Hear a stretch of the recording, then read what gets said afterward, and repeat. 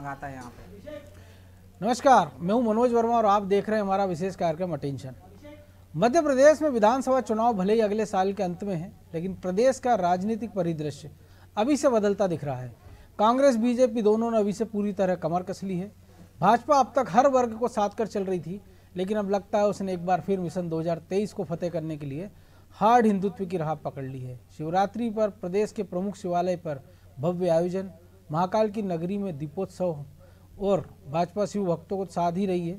साथ में राम के सहारे फिर नैया पार लगाने की तैयारी भी है। साल 2006 में जिस राम वन गमन पथ को बनाने की घोषणा हुई थी, अब उसका शोर 2023 के चुनाव में भी सुनाई दे सकता है, क्योंकि राम वन गमन पथ के निर्माण के लिए सरकार न्यास बनाएगी, जिस पर कांग्रेस सवाल उठा रही है और कह रही है कि इसकी शुरुआत कांग्रेस ने की थी। तो अटेंशन में आज हम इसी पर चर्चा करेंगे, लेकिन उसके पहले देखिए हमारी ये खास रिपोर्ट।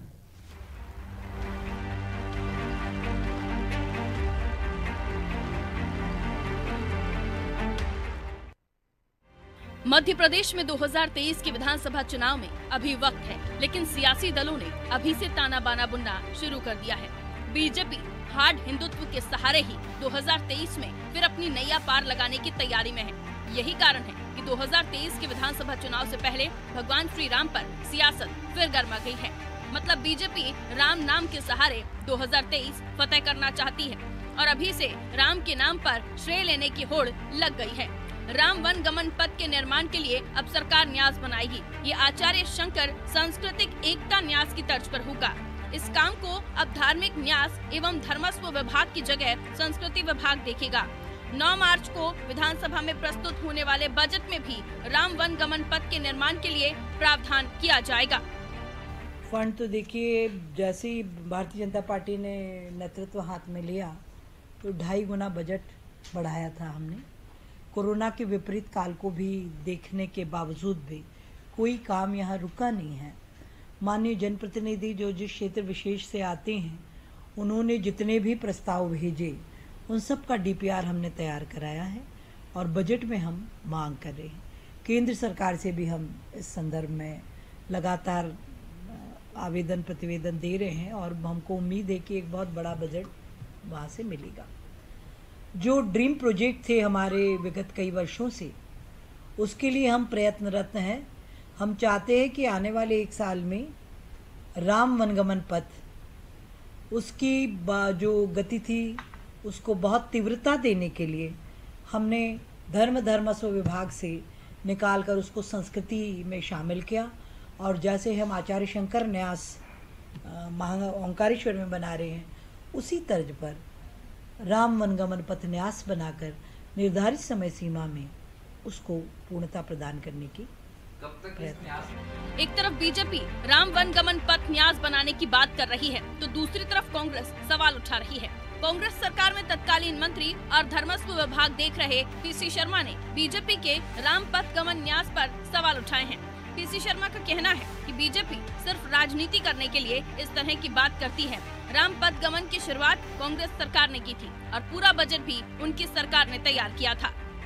राम वन गमन पथ, इसका 2000 करोड़ का प्रोजेक्ट कमलनाथ जी की सरकार ने बनाया था।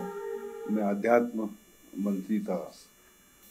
अमरकंटक से आगे और समुद्र से आगे श्रीलंका में, जहाँ सीता जी ने अग्नि परीक्षा दी थी और वहाँ उनकी मूर्ति की स्थापना नहीं हो जाती, तब तक ये पूरा नहीं होता है। क्योंकि राम वहाँ तक गए और सीता जी को लेकर फिर अयोध्या पहुँचे थे। और इसकी राम वन गमन पथ की विशेषता ये है कि 14 साल में से भगवान राम 11 साल वनों में मध्य प्रदेश में रहे, चित्रकूट से लेकर अमरकंटक में। ये तो राम के नाम पे केवल राजनीति करते हैं और कहते हैं जिनने राम को लाया। सुप्रीम कोर्ट ने आदेश दिए कि वहाँ मंदिर बने, अब ये ऐसा बता दें कि जैसे इनने कोई आदेश दे दिया हो। और राम ये कह रहे हैं कि जिनने राम को लाए वो उनको लाना है। अरे राम ने पूरी दुनिया को लाया है, तुम कह रहे हो राम को जिनने लाए? ये तुम्हारी हैसियत है, तुम राम को ले आओ। भगवान श्री राम का 14 साल का वनवास उत्तर प्रदेश के अयोध्या से चित्रकूट तक चला। फिर भगवान श्री राम ने मध्य प्रदेश में प्रवेश किया था। इसी राम वन गमन पथ को सरकार विकसित करना चाहती है। मध्य प्रदेश के मुख्यमंत्री शिवराज सिंह चौहान ने 2006-2007 में इसकी घोषणा की थी, पर ये प्रोजेक्ट ठंडे बस्ते में चला गया था। इसके बाद कमलनाथ सरकार ने भी राम वन गमन पथ पर काम शुरू करने का ऐलान किया था। अब भाजपा सरकार फिर से राम वन गमन पथ पर काम कर रही है। लंबे समय से काम में तेजी नहीं आ रही है। अब 2023 के चुनाव से पहले एक बार फिर राम वन गमन पथ को लेकर चर्चा तेज हो गई है। मतलब साफ है कि भाजपा फिर हार्ड हिंदुत्व की राह पर चलकर मिशन फतेह करना चाहती है, क्योंकि बीजेपी को यूपी चुनाव से अच्छा खासा सबक मिला है।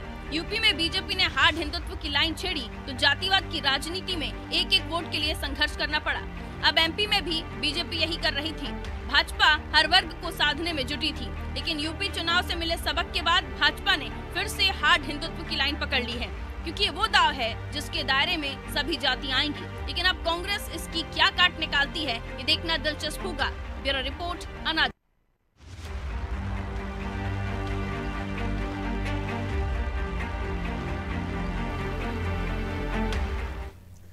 तो राम जी किसका बेड़ा पार करेंगे, इसी को समझेंगे वरिष्ठ पत्रकार खिलावन चंद्राकर और हमारे सहयोगी ब्रजेश चौकसे के साथ। बहुत स्वागत है खिलावन जी आपका अनादि टीवी पर। और जो लाइन बीजेपी ने पकड़ी है, क्योंकि 2023 में राम मंदिर भी लगभग लोगों के लिए खुल जाएगा, आम लोगों के लिए, और मध्य प्रदेश में चुनाव भी है, और उसके पहले मध्य प्रदेश सरकार ने एक बार फिर एक दशक बाद इस पथ की याद की है, तो इसको किस नजरिए से देखें आज के संदर्भ में? देखिए मनोज जी, आप हम प्रदेश जी सब लंबे समय से देख रहे हैं। पिछले 11 साल से इस बात पर चर्चा होती रही है कि चित्रकूट से, मध्य प्रदेश की बात करूँ खासतौर से, चित्रकूट से अमरकंटक तक राम वन गमन पथ का निर्माण किया जाएगा। बिल्कुल। आज तक उसमें एक चीज भी जोड़ने की कभी खबर नहीं आई।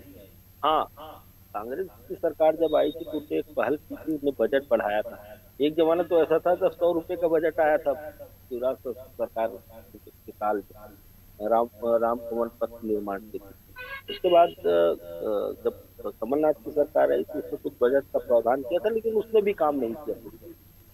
11 साल से हम देख रहे हैं। चुनाव के पहले उन्होंने यात्रा जरूर निकाली थी उसी रूट पर। हाँ, कांग्रेस के कुछ नेताओं में कुछ साधु संत भी उस पर सवार हुए थे। सब हुआ था वो सब। लेकिन अब राम गमन पथ पूरे मध्य प्रदेश में एक चुनावी मुद्दा बन के रह गया। इसके विरुद्ध आप छत्तीसगढ़ देखेंगे, छत्तीसगढ़ में लगभग 2260 किलोमीटर लंबे मार्ग का निर्माण होना है और वो कार्य प्रारंभ हो गया है। कई जो जिन स्थानों को बस्तर को जोड़ना है, कोरिया से शुरू होगी, अंबिकापुर, बस्तर, जगदलपुर, बस्तर, ये होते हुए धमतरी होते हुए वो मार्ग जाना है। जो रामायण काल में दंडकारण्य क्षेत्र जिसे कहा जाता था। हाँ, कहा जाता था, जिसके 14 साल के वनवास के दौरान मध्य प्रदेश से छत्तीसगढ़ के, मैं छत्तीसगढ़ का उदाहरण इसलिए दे रहा हूँ, छत्तीसगढ़ में काम शुरू हो गया है, लेकिन मध्य प्रदेश में एक ईंट भी नहीं जोड़ा गया, सिर्फ चुनावी मुद्दा बनकर रह गया है। जब चुनाव होते हैं तब तक राम याद आने लगते, चाहे कांग्रेस हो चाहे भाजपा हो। कांग्रेस ने भी यात्रा निकाली थी और भाजपा अब इस बार कहा जा रहा है कि उसको एक विभाग से निकाल के दूसरे विभाग में डाल देंगे, अध्यात्म विभाग से निकाल के उसको संस्कृति विभाग में डाल देंगे। बजट प्रावधान हो जाएगा, बजट प्रावधान हो, बढ़िया सा बजट प्रावधान हो, लेकिन मुझे लगता है कि इच्छा शक्ति की कमी सरकार में इस बात को है और हर बार इसको चुनावी मुद्दा बनाने का प्रयास कर रहे हैं। लेकिन ये अच्छा किया कम से कम, क्योंकि संस्कृति विभाग का बजट उतना है नहीं। अगर न्यास बना दिया जाता है तो एक स्वतंत्र बॉडी बन सकती है जिसमें बुद्धिजीवी या तमाम जानकार लोग हो सकते हैं, जिसको लेके बाद में विवाद की स्थिति भी ना हो। क्योंकि हो ये रहा था कि जो रूट बनाया जा रहा था कांग्रेस सरकार के समय भी, तो उसके था कि उसको टूरिस्ट स्पॉट बनाया जाएगा। टूरिस्ट स्पॉट अपनी जगह, लेकिन धार्मिक दृष्टि से उसका विकास उसी हिसाब से करना होगा आपको। मनोज जी, मुझे लगता है यदि जिन स्थानों से गुजरना है, जिन चीजों से होकर गुजरना है, उन जिला प्रशासन को ये काम दिया जाना चाहिए, वहाँ के PWD को दिया जाना चाहिए, वहाँ के पर्यटन विभाग को दिया जाना चाहिए। मुझे लगता है काम में तेजी आ सकती है। अब आप समझ लीजिए कि चित्रकूट से शुरू होना है, अमरकंटक तक जाना है, अमरकंटक के बाद वो छत्तीसगढ़ राज्य में कोरिया में प्रवेश कर जाएगा राम गमन पथ। मध्य प्रदेश में मात्र 375 किलोमीटर राम गमन पथ का निर्माण होना है, चाहे वो यहाँ से अमरकंटक, वहाँ चित्रकूट से शुरू होगी, पन्ना जाएगी, वो पन्ना से वो बड़वारा, कटनी के पास जो बड़वारा है वहाँ जाना है उसको, फिर रामघाट जबलपुर आना है, फिर शाहपुरा में जो राम मंदिर है वहाँ जाना है, फिर सीतामढ़ी शहडोल जाते हुए अमरकंटक से उसको कोरिया चले जाना है। कुल 775 किलोमीटर मार्ग का निर्माण होना है। इस समय इतनी देरी क्यों होती है एक सड़क को बनाने में?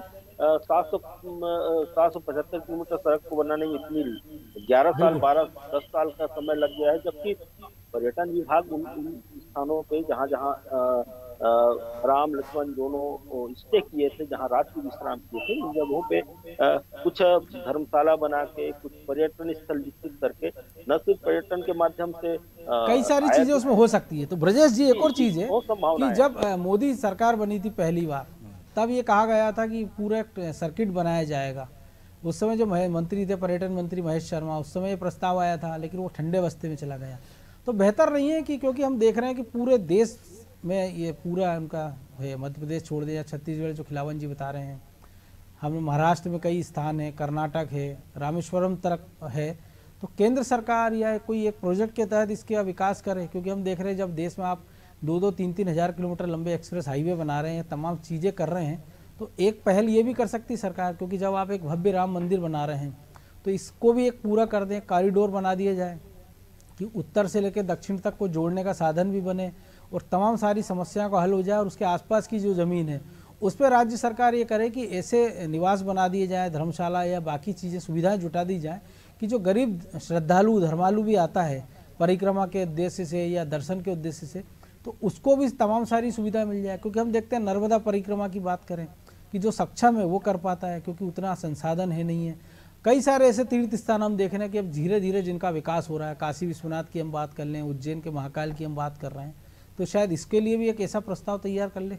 निश्चित तौर पे केंद्र सरकार इस पे पहल कर सकती है मनोज जी। जिस तरह से हम देख रहे हैं कि राज्य अपने स्तर पर काम कर रहा है, छत्तीसगढ़ की बात कर रहे थे अभी खिलावन जी, वहाँ पे शुरुआत हो गई। मध्य प्रदेश में भी मैं यहाँ थोड़ा दुरुस्त करना चाहूँगा कि अवधेश पांडे को जब ये घोषणा हुई थी तो अध्यक्ष बनाया गया था और करीब 2-2.5 लाख रुपए खर्च हुए थे, बाकायदा पूरे सर्वे हो गया, रथ बनाया गया था और वो रथ बनाया गया तो सर्वे का काम पूरा हो चुका था। ऐसा नहीं है कि 750 किलोमीटर की जो आप सड़कों की बात कर रहे हैं खिलावन जी, वो सड़कें ही सिर्फ बनना है। ऐसी बहुत सारी सड़कें हैं जो पहले से ऑलरेडी बनी हैं, उनको आपको कनेक्ट करना है। दूसरे आपको वहां पे वो संसाधन डेवलप करना है कि यदि रामपथ गमन पर कोई जाएगा, पर्यटक जाएंगे, यदि तीर्थ यात्रा करेंगे वो, तो उनको रहने खाने की बैठने की व्यवस्था, जो मनोज जी कह रहे हैं कि ऐसा सब तमाम तरह की धर्मशालाओं की बात करें। जैसे नर्मदा परिक्रमा की हम बात करते हैं तो दिग्विजय सिंह भी जब परिक्रमा करने के बाद कह रहे थे कि किस तरह से वो नर्मदा परिक्रमा पथ बनाने की बात करेंगे, और एक उन्होंने बाकायदा वो बनाया था कि क्या क्या होना चाहिए उसमें, धर्मशालाएं कहाँ होना चाहिए, ताकि जो लोग जा रहे हैं, जो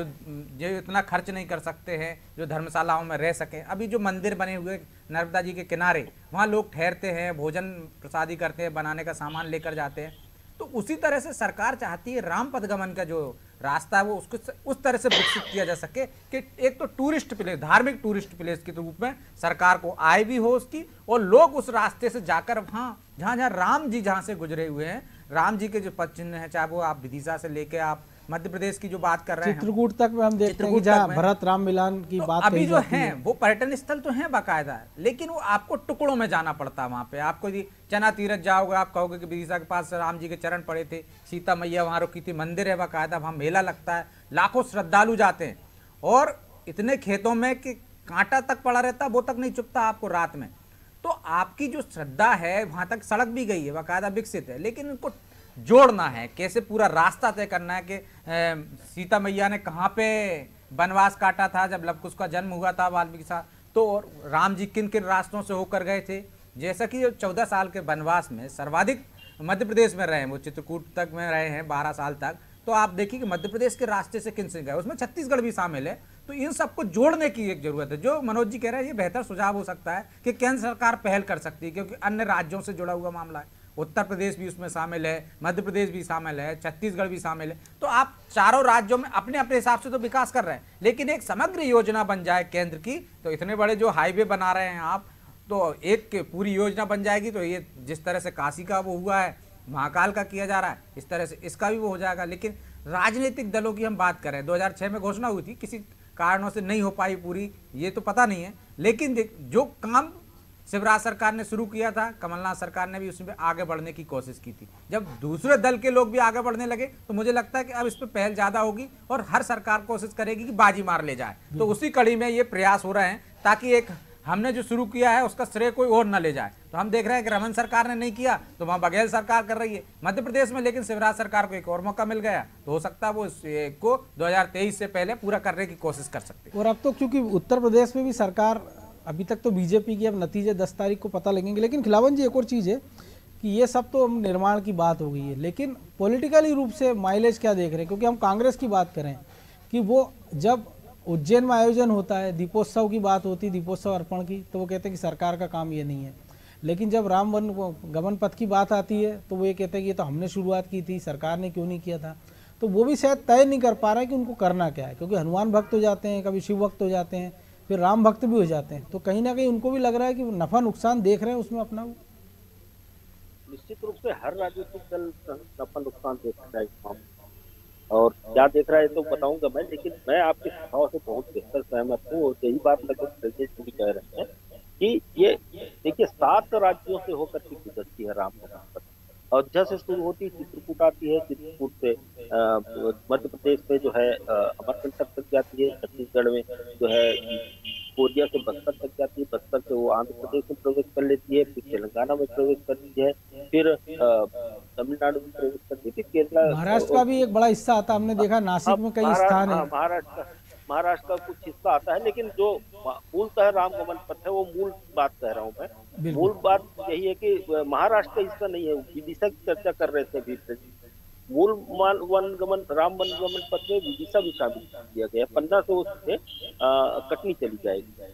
तो 7 राज्य हैं, 7 राज्यों में से आने वाले दिनों में 2 राज्य मध्य प्रदेश और छत्तीसगढ़ में एक साथ चुनाव होने हैं। उसके बाद आप आंध्र प्रदेश और तेलंगाना में चुनाव होना है। तो मुझे लगता है केंद्र सरकार को एक बड़ा प्रोजेक्ट तैयार करना चाहिए, क्योंकि यह राष्ट्रीय मुद्दा है। कोई मध्य प्रदेश का अकेले का काम करने का मुद्दा नहीं। मध्य प्रदेश सरकार अकेले कर लेगी तो बहुत ज्यादा पर्यटकों को बहुत ज्यादा सुविधा मध्य प्रदेश में मिल सकती है, लेकिन अन्य प्रांतों से उसको जोड़ने में बहुत दिक्कत होगी। इसलिए ये राष्ट्रीय मुद्दा है, केंद्र सरकार को इस पर काम करना चाहिए और निश्चित रूप से बड़ी प्रोजेक्ट बनाना चाहिए। दूसरा, आप जो बोल रहे थे कि पॉलिटिकल माइलेज, हर दल पॉलिटिकल माइलेज लेने का प्रयास करेगा उसको। आपको याद होगा ब्रजेश जी, आपको भी याद होगा कि कमलनाथ जब मुख्यमंत्री थे तो उन्होंने घोषणा की थी कि श्रीलंका में हम सीता मैया की मंदिर बनाएंगे, दान दे के आए थे। हाँ, शिवराज सरकार ने घोषणा की थी और दान देने पीसी शर्मा गए थे, कांग्रेस सरकार की। दान पीसी शर्मा को भेजा गया था इसके।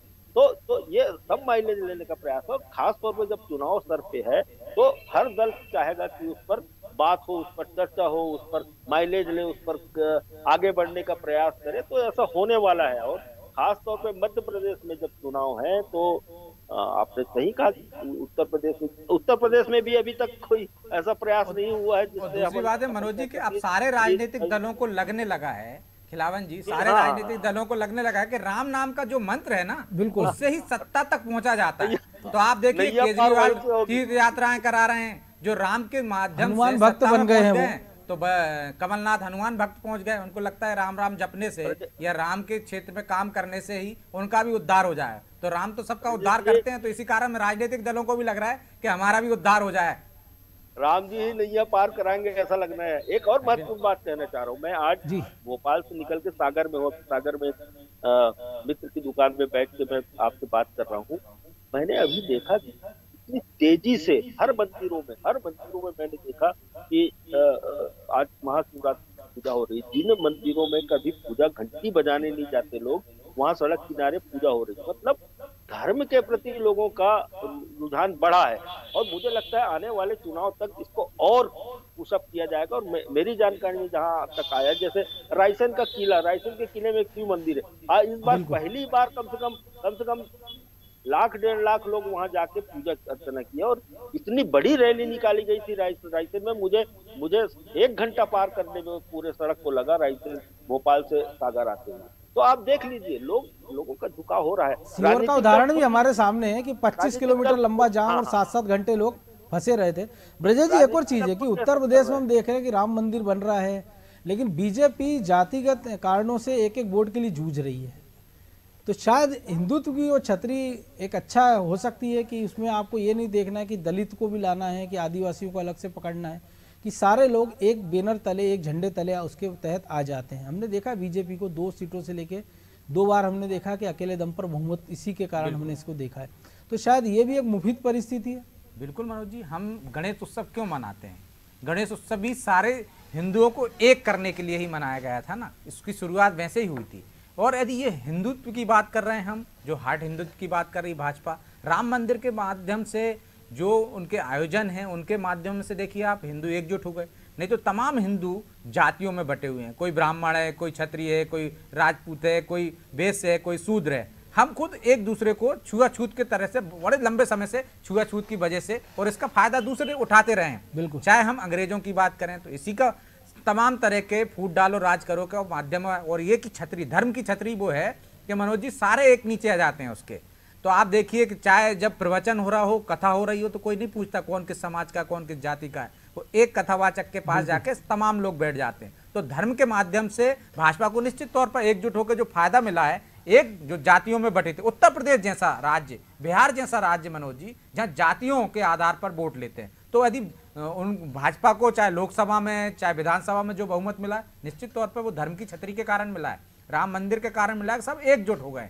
तो अब उसको बरकरार रखने के लिए आपको उसको आगे लाइन लंबी खींचना पड़ेगी। आपको जो कतार आपने बनाई है, जो लाइन बनाई है, उसको आगे बढ़ाना चाहिए, क्योंकि जो लाइन आपने खींची है, जिसकी बात हम कर रहे हैं भाजपा की, उसी लाइन के बराबर में आप दूसरी लाइन खींच रही है कांग्रेस, जिसे हम सॉफ्ट हिंदुत्व कहते हैं। लेकिन जब हार्ड हिंदुत्व की तरफ आप जाएंगे तो उसी छतरी के नीचे रहना चाहेगा आदमी जिस छतरी को आपने उनके बनाया। संग एक दिक्कत भी है ना, वो इतनी सारी लाइनें खींच देते हैं कि वो कंफ्यूज हो जाते हैं कि कौन सी लाइन पे जाना है। जैसे वो चौराहे पर खड़े हो जाते हैं घूम फिर कर, और उनके कुछ नेता मिटाने लगते हैं पैर से वो लाइन, तो वो ये समझ नहीं पाते कि उनको किस लाइन पे जाना। तो ये भी एक बड़ा कंफ्यूजन है उनके साथ। निश्चित तौर पर वो एक लाइन तय नहीं कर पाए, वो अपनी लाइन पे बरकरार रहते तो निश्चित तौर पर एक समय ऐसा आता कि उनकी लाइन पे लोग चलते, उन्हीं की लाइन पे चल रहे थे ना आज तक। यदि हम इतने सालों आजादी के बाद चले हैं तो किसकी लाइन पे चले? कांग्रेस की लाइन पे चले। लेकिन भाजपा ने उनकी लाइन पे चलने की कोशिश नहीं की, भाजपा ने अपनी लाइन बनाई है और वो लाइन अब इतनी लंबी हो गई कि उनको अपनी लाइन छोटी लगने लगी, तो वो अब भाजपा की लाइन खींचने लगे। जबकि वो अपनी लाइन पर अटल रहते तो निश्चित तौर पर उनको फायदा होता। तो न वो हिंदुत्व की तरफ जा पा रहे हैं, ना उसका विरोध कर पा रहे हैं। यदि दीप जलाते हैं तो वो कहते हैं कि सरकार का काम नहीं है ये, और लेकिन यदि कथा पे कोई वो हो जाती है, थोड़ी देर के लिए रोक दी जाती है, तो वो कहते हैं कि ये सरकार कैसी है, धर्म प्रेमी बनती है, लेकिन कथा को रुकवा दिया है। तो ये तमाम तरह के वो जो सियासत करना चाहते हैं, वो जो सियासत में सफल नहीं हो रहा है, क्योंकि एक स्टैंड पर नहीं रहते हैं। एक नेता कुछ कहता है, दूसरा कुछ कहता है, और तीसरा जाके जो लाइन खींचने की कोशिश की जाती है उसको मिटाने के भी जाता है। तो इस वजह से खामियाजा कांग्रेस को उठाना पड़ रहा है। तो जो हम सुनते आए, पढ़ते आए हैं कि 100 जूते भी खा रहे हैं और 100 प्याज भी खा रहे हैं। बिल्कुल। तो चलिए, लेकिन समय और इजाजत नहीं दे रहा, इसलिए चर्चा को यहीं विराम देना होगा। तो निश्चित तौर पर एक हिंदुत्व की राह पर बीजेपी पहली बार नहीं जा रही है, लेकिन राम जी, क्योंकि हमने देखा है कि रामायण की अगर हम बात करें तो हमने पत्थरों को, राम लिखे पत्थरों को तैरते भी देखा है और अहिल्या माता का उद्धार होते भी देखा है। तो शायद बीजेपी को लग रहा है कि राम जी अगले चुनाव में उनका उद्धार कर दें। और जिस प्रकार से तैयारी उनकी चल रही है, क्योंकि जातिगत खांचों में बटी हुई चीज़ें, बहुत सारी चीज़ों में दिक्कतें आती है, लेकिन ये एक ऐसा छाता है राम नाम का जिसके नीचे सारे जाति धर्म के भेद मिट जाते हैं। तो शायद राजनीतिक दल भी यही चाहते हैं, लेकिन उनकी राजनीति केवल वोट लेने तक ना रहे, बल्कि कोशिश की जाए कि सारे लोगों में समानता का भाव आए। अटेंशन में आज इतना ही, मुझे दीजिए इजाज़त और आप देखते रहिए आज़ादी टीवी। नमस्कार।